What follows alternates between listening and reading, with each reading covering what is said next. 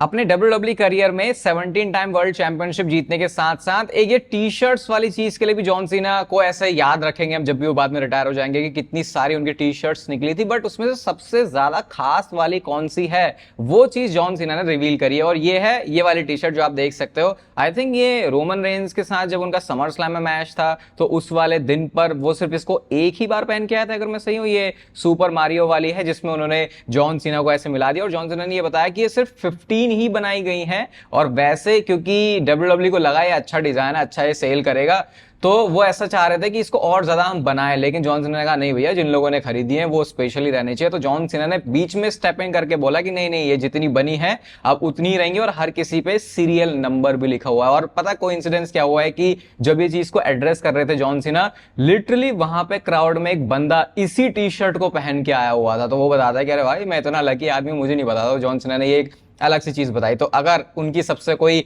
खास T shirt उनको लगती है तो वो ये सुपर मारियो वाली है। वैसे तो लिस्ट इतनी लंबी है, मेरे को तो टी शर्ट देख के याद आ जाता है जॉन सीना की कि अच्छा ये वो टाइम है जब इनकी फ्यूड उसके साथ हो रही थी और ये एरा चल रहा था उस टाइम WWE का। Okay, hello chatters, my name is Rohit and you are watching Wrestle Chatter. Welcome है गाइस आपका वॉइस ऑफ रेसलिंग के एक और नए एपिसोड में। पिछली बार किसी ने बोल दिया था भाई लग रहा है आज भाई ने जबरदस्त करके स्नैपचैट का फिल्टर मारा है, तो स्नैपचैट का कोई फिल्टर नहीं मारा था भाई, वो ये मैकबुक का कैमरा। और वैसे भी स्नैपचैट में चलाता नहीं, एक बार चलाया था आई थिंक अपनी किसी एक फ्रेंड की बकलोली देखने के लिए कि वो क्या करता है, बाकी मुझे पता भी नहीं उस अकाउंट का क्या हुआ। एक प्रोफेशनल अकाउंट एक बार एजेंसी ने बनाया, क्या बता रहा हूँ मैं, जो भी है स्नैपचैट का फिल्टर नहीं है, ये इस मैकबुक की स्क्रीन है और शायद सामने से सनलाइट है इस वजह से आपको ऐसा लग रहा हो। तो सबसे पहले डार्बी एलन से स्टार्ट करते हैं। और ये कोई रेसलिंग से रिलेटेड चीज नहीं है, बट डार्बी एलन ने माउंट एवरेस्ट के टॉप पर वो पहुंच चुके हैं। तो आपको पता है ये जो बहुत ज्यादा एडवेंचर या फिर डेयर डेविल किस्म के लोग होते हैं, इनको ऐसा रहता है कि ऐसी एक्टिविटी करते हैं जिसमें थोड़ा सा नहीं काफी ज्यादा उनको थ्रिल मिले। तो ये बात अनाउंस हुई है कि वो इस समय top of the world literally पहुंच चुके हैं माउंट एवरेस्ट, जो कि आपको पता है सबसे ऊंची वो है जब भी यहाँ माउंट्स की बात होती है उसके अंदर ये। और हम भी काफ़ी मतलब हम भी सुनते आए अपने जब बचपन में पढ़ते थे कि कौन सबसे पहले गया और क्या क्या चीज़ें। अब टेक्नोलॉजीज वैसे काफ़ी चेंज हो चुकी है, लेकिन देखो डेयर डेविल जो स्टाइल है उनका सिर्फ रिंग के अंदर नहीं है, वो बाहर भी है। तो कुछ अच्छा अलग सा लगा मुझे, तो सोचा शेयर कर देता हूँ आपके साथ। कोडी रोड्स के हल्के से एक सोशल मीडिया के मूव की वजह से बहुत सारी बातें इसके बारे में छिड़ चुकी हैं। तो आपको पता है WWE का क्वार्टरबैक कहा जाता है कोडी रोड्स को कि भैया ये इन्होंने फुटबॉल वाली टर्म से लेके आया है। हम इसको ज़्यादा उतना समझ नहीं पाते क्योंकि हम उधर वाला फुटबॉल जो है वो देखते भी नहीं है, वो फुटबॉल भी नहीं है, वो तो उनका वो जो बॉल लेके भागते रहते हैं ना, वो वाला हिसाब किताब है। तो क्वार्टरबैक उन्होंने हटा दिया। तो अब इससे ये तो नहीं, अब ये तो अलग डिबेट है कि वो क्वार्टरबैक था ही नहीं, जबरदस्ती का WWE ने बनाया था, वो जो भी था उसके बारे में बात नहीं करेंगे। लेकिन यहाँ पे कोडी रोड्स का कुछ चेंज आया सोशल मीडिया पे, तो मतलब कि अब जो उनका रिटर्न है वो बहुत आसपास ही नजर आ रहा है। वो तो मैंने आपको बता दिया था कि मनी इन द बैंक में उनका रोल होने वाला है। शायद वो एक टैग टीम मैच की तरफ ही जा सकता है, वो सब हमने कल वाली वीडियो के अंदर डिस्कस किया था। तो मूव्स तो कुछ बनने शुरू हो चुके हैं। तो ये वो मौका होता है जब लग रहा होता है कि अच्छा पीछे की प्लानिंग हो चुकी है, अब बात है सिर्फ उसके एग्जीक्यूशन की। और यहाँ पे बात हो रही है कोडी रोड्स के रिटर्न की। ये वीडियो के स्टार्टिंग में जो मैंने आपको बताया ना, जॉन सीना ने वो जो अपनी फेवरेट टी शर्ट बताई थी, इसमें उन्होंने बहुत सारी बातें बोली। सबसे पहले तो पता नहीं दिल टूटेगा या क्या होगा, बट आई थिंक ये रियलिटी हमको पता भी थी। जॉन सीना ने कंफर्म करके बता दिया है कि ये उनका रैंडी ऑर्टन के साथ लास्ट मैच था, अब इसके बाद और कोई मैच होने नहीं वाला। तो अगर एक्सपेक्टेशन है तो अभी उसको जो है बंद करके किसी तिजोरी में डाल दो, क्योंकि अब ये मैच जो है होने नहीं वाला। और सही भी है भाई, ठीक है, जो मैच था उसका आउटकम आई थिंक जैसा होना चाहिए था वैसा ही हुआ। और वो मैच अपने आप में बहुत अच्छा था, भले ही उसका बिल्ड अच्छा नहीं था, तो वहां पे इन्होंने जो मामला है वो बचा लिया। आर-ट्रुथ का ही गेम उन्हीं के ऊपर खेल लिया। जैसे आर-ट्रुथ कहते हैं ना कि जॉन सीना मेरा चाइल्डहुड हीरो है, तो जॉन सीना कहते हैं ये पॉसिबल भी कैसे हो रहा है कि मैं उस बंदे का चाइल्डहुड हीरो हूं जिसकी एज 150 साल है। मतलब जॉन सीना के हिसाब से जो आर-ट्रुथ है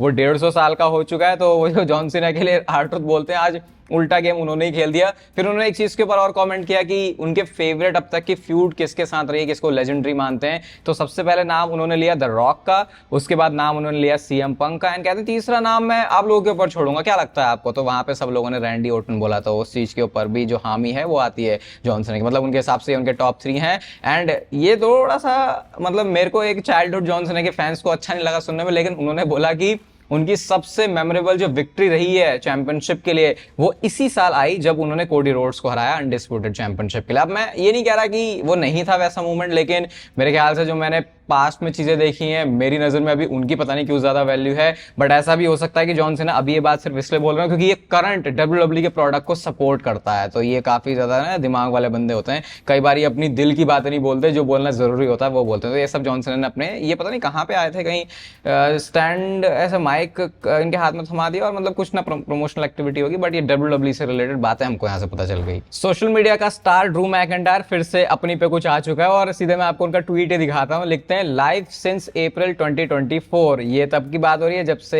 रेसलमेनिया के अंदर डेवन प्रीस्ट ने आके कैश इन किया था और यहाँ पे ड्रू मैकिंटायर इस मीम के सहारे ये बताना चाह रहे हैं कि कैसे मैं बार बार बजा बजा के बाहर ठोक पीट के डेवन प्रीस्ट को फेंक देता हूँ, लेकिन इसके बाद ये बंदा हर बार निकल के आ जाता है। जब मैंने पहली नजर में इसको देखा तो मुझे कुछ और ही लगा, फिर मैंने कहा ओ अच्छा इतने सारे लाइक्स नहीं है, मतलब कि कुछ और इसका मतलब है। तो मतलब कंपैरेटिवली जो मेरे दिमाग में ओरिजिनली आया था, लाइक्स बहुत ज्यादा हो जाने चाहिए थे, बट फिर वो अलग डायरेक्शन में भी जा सकता था, तो समझ में आ रहा नहीं आ रहा पता नहीं, बट मैंने तो बोल दिया। तो ये ऐसे करके वो डेवन प्रीस्ट की ही लेने में लगे हुए हैं और अभी सैटरडे नाइट्स में इवेंट के अंदर इनका मैच भी है, तो वही है कि उसको बिल्ड कर रहे हैं, हाइप कर रहे हैं। बच के रहना चाहिए वैसे लोगों को, रिंग में कम डरो ड्रू मैकिंटायर से, वो सोशल मीडिया पर जो तुम्हारा कर सकता है उससे ज्यादा डरने की जरूरत है। लोगन पॉल ने रिसेंटली कमेंट किया इस चीज के ऊपर कि लोग कैसे चाहते हैं कि वो डब्ल्यूडब्ल्यू से फायर हो जाए। तो अभी रिसेंट जो राउंड निकला डब्ल्यूडब्ल्यू की फायरिंग्स का, उसमें लोगन पॉल का नाम नहीं था।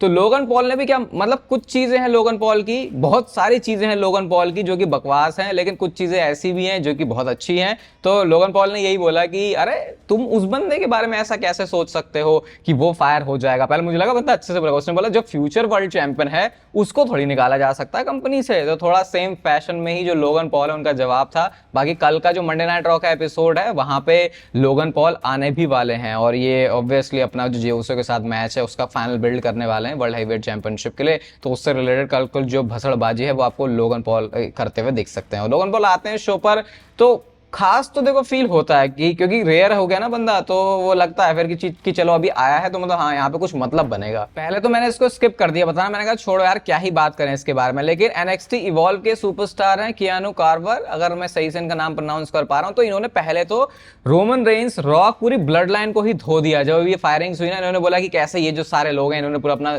जो दबदबा है पूरा जमा के रखा हुआ है, यही लोग हैं जो कि कंपनी को चलाते हैं। और लिटरली उन्होंने गालियों का प्रयोग किया यहाँ पे, वो MF करके वो यूज, मतलब उल्टा सीधा जितना बोल सकते थे बोला। उसके बाद इन्होंने कर दिया ट्वीट डिलीट, क्योंकि इन्हें समझ में आ गया भैया कि किन लोगों से पंगे लेने। भाई तुम मतलब ऐसे बोला मत करो, जो खास करके जो बड़े बड़े लोग होते हैं कंपनी में, पॉलिटिक्स वैसी इतनी होती है और फिर तो ऐसी बातें बोलने पे तो तुमको बिल्कुल भी नहीं छोड़ा जाएगा। अभी भी ये बंदा जो है सुधर नहीं रहा।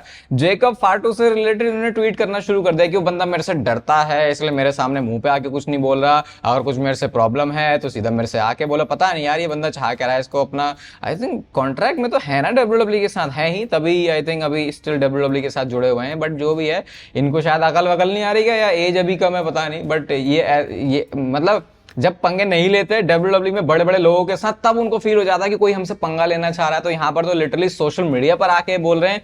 पता नहीं, ये मुझे लगता नहीं है, कुछ टाइम में हो सकता है मैं बताऊं कि होलिया कियानो कार्वर का कांड जो है वो निकल लिया डब्ल्यूडब्ल्यू से। ऐसा बहुत जल्दी हो सकता है अगर ऐसी बात इनकी चलती रही तो। ब्रॉक लेसनर देखो भले ही डब्ल्यूडब्ल्यू कंपनी में भी है नहीं, क्या आएंगे भी या नहीं उसके बारे में कुछ नहीं पता, लेकिन ओबा फेमी ने कुछ कमेंट किया ब्रॉक लेसनर के बारे में। वो कहते हैं कि मेरा और ब्रॉक लेसनर का मैच अगर होता है ना कहीं पर, तो फर्क नहीं पड़ता कि कौन सा अरीना है, कौन सा शो है, कितना बड़ा स्टेडियम है, हम पूरा का पूरा शो सोल्ड आउट करवा देंगे। बहुत इनक्रेडिबल ये होगा और ये बिल्कुल एक कार्नेज की तरह होगा। ओबा फेमी को अगर आपने देखा है NXT में तो आप समझ पा रहे होंगे कि वो किस तरीके से स्मैश के बिल्ड होने को सोच के फिर बात कर रहे हैं अगेंस्ट ब्रॉक लेसनर जाने की। बट ऑब्वियसली अभी सिचुएशन तो कुछ पता ही नहीं है ब्रॉक लेसनर के बारे में। अगर आप कुछ अपडेट वगैरह मेरे से पूछते ही रहते हो यार मैं क्या ही अलग से कुछ बता दूं, ये तो वही होगा कुछ भी खिचड़ी पका के आपके सामने रख दी, वो वाला काम करने में पसंद आता नहीं है इतना। तो वही है कि अभी लास्ट वही चल रहा है कि ठीक है अब देखते हैं। डब्ल्यूडब्ल्यू अभी सिचुएशन देख ही रही है, लॉयर्स वगैरह जब फंसते हैं पूरा इतना ज्यादा है ना, ऐसे बहुत बेकार सा ये केस भी तो बना हुआ है, ऐसा भी नहीं कि कोई छोटा मोटा है। क्या इसमें ब्रॉक लेसनर का लिंक है या नहीं वो फिर अपने आप में एक अलग बात है। तो जब क्लैरिटी नहीं है तो कुछ कह नहीं सकते। लेकिन आते हैं अगर ब्रॉक लेसनर, तो फिर ओबा फेमी के साथ एक फ्यूड प्रॉपर बनाना उनकी आई थिंक एक अच्छा डिसीजन हो सकता है डब्ल्यूडब्ल्यू का, और इससे ओबा फेमी को कितनी मदद मिल जाएगी स्पेकुलेशन ये है। लेकिन शायद एक परफेक्ट सेटअप पता चल चुका है कि रोमन रेंस का आगे का पाथ होने कैसे वाला है जब वो जाएंगे Paul Heyman, Seth Rollins and Bron Breakker के अगेंस्ट में। तो अभी आपको पता है रोमन रेंस की थोड़े टाइम के लिए डब्ल्यूडब्ल्यूई से छुट्टी हो चुकी है। रेसलमेनिया के बाद बस वो मंडे नाइट रॉ में आए थे, उसके बाद वो आए नहीं और उनका ब्रेक ऑलरेडी लंबा चल रहा है, हो सकता है और लंबा भी चल जाए। लेकिन कैसे डब्ल्यूडब्ल्यूई इसको सेटअप कर सकती है, तो अभी देखो एक क्लियर स्टोरी लाइन जो हमको पता चल रही है वो है Seth Rollins, Bron Breakker and Paul Heyman की अथॉरिटी में आने की, चीजों को कंट्रोल में लेके आने की और पावर में आने की। और इसके लिए उन्होंने पहले ही बता दिया था कि वो करने के लिए उनको वर्ल्ड चैंपियनशिप तक जाना पड़ेगा। अब आगे डब्ल्यूडब्ल्यूई का मनी इन द बैंक का शो है और इस समय ऑड्स में अगर आप देखोगे ना सबसे ऊपर ब्रॉन ब्रेकर ही चल रहे हैं। तो शायद ऐसा हो सकता है कि ब्रॉन ब्रेकर को एंट्री मिल रही है मनी इन द बैंक के स्लैडर मैच में।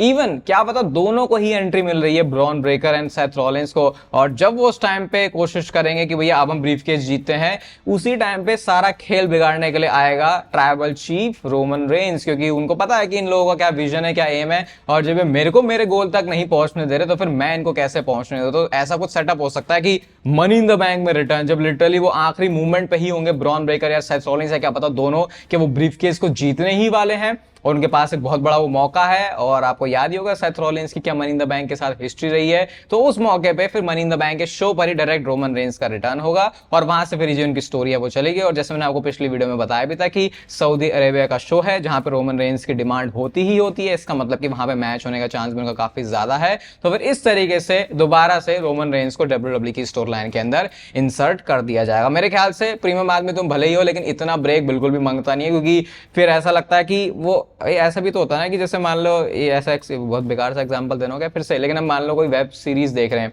2 उसके एपिसोड्स देख लिए और उसके बाद फिर हम तीसरा देख रहे हैं 1 महीने के बाद, तो फिर वो कनेक्ट कहां से। इस बार सही दे दिया, आई थिंक मैंने एग्जांपल बता देना। तो ये कुछ ऐसा ही है, बाकी हालात तो अभी ऐसे लग रहे हैं। Let's see money in the bank में क्या वो सरप्राइज है हम लोगों के लिए या फिर नहीं। दिमागी संतुलन तो देखो आर-ट्रूथ का हिला हुआ ही था, अब लग रहा है कि और ज्यादा हिल चुका है डबल ए फिनिशर खाने के बाद। सबसे पहले तो अपनी जो प्रोफाइल पिक्चर है उन्होंने उसको चेंज कर दिया है, एक्सप्लेन करने की मुझे इसको ज्यादा जरूरत है नहीं। और एक बहुत सही सा मैंने आइडिया देखा जहां पे ये बोला जा रहा है कि अब क्योंकि जॉन सीना का बेफेस सन तो होना ही है, तो क्यों ना वो इन्फ्लुएंस हो आर-ट्रूथ की वजह से, क्योंकि आर-ट्रूथ पिटने हारने के बाद इतना सीधा साधा बेचारा बंदा है कि डब्ल्यूडब्ल्यूई बाद में दोबारा से आर-ट्रूथ को स्टोरी लाइन में यूज करेगी। कैसे आर-ट्रूथ ने वो हृदय परिवर्तन किया जॉन सीना का, जिसकी वजह से अब वो एक खराब आदमी से एक अच्छा आदमी बन चुका। और उस पॉइंट पर इस आर-ट्रूथ और जॉन सीना वाली फ्यूड का थोड़ा और ज्यादा सेंस बन जाएगा, क्योंकि बहुत सारे लोगों के अकॉर्डिंग ये वेस्ट है, लेकिन शायद डब्ल्यूडब्ल्यूई लॉन्ग रन में चीजों को प्लान करिए। तो आई थिंक बढ़िया तरीका हो सकता है। आर-ट्रूथ वैसे भी सबका पसंदीदा है और अगर वो जॉन सीना का फेस टर्न करवाए तो आई थिंक वो एक इंटरेस्टिंग स्टोरी लाइन दोबारा से बन सकती है। बाकी इस वीडियो को यहां तक अगर आप देख रहे हो तो आपको इंटरेस्टिंग लगी है तो उसके लिए लाइक जरूर कर देना, चैनल को सब्सक्राइब कर दो ऐसे और मस्त डब्ल्यूडब्ल्यूई से रिलेटेड कंटेंट के लिए। बाकी तब तक फिर लेते रहो जिंदगी के मजे।